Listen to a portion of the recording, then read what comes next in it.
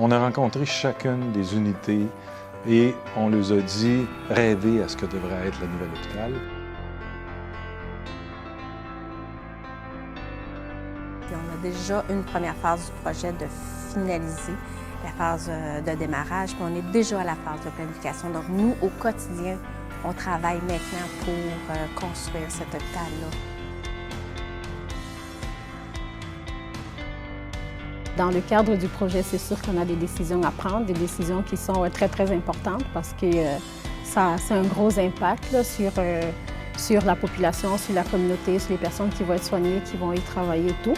Donc, l'interdisciplinarité va prendre tout son sens. En fait, l'hôpital, il faut le voir comme un organisme qui est vivant, c'est pas seulement un milieu statique en soi. On doit être capable de prévoir ce qui va arriver demain, dans un mois, dans 10 ans, dans 15 ans. Ça nous a permis de rêver ensemble, de réfléchir à qu'est-ce qu'on voulait comme nouvel hôpital, comme bâtiment, qu'est-ce qui devrait être à l'intérieur de ce bâtiment, quels sont les nouveaux services et besoins pour ces nouveaux services-là.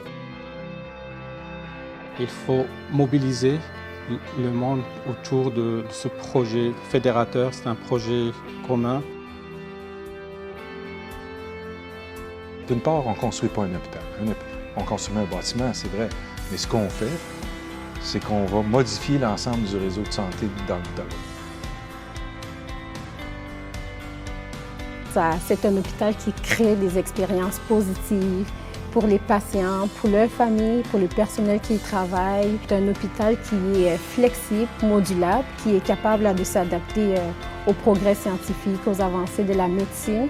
C'est un hôpital qui va stimuler le génie humain.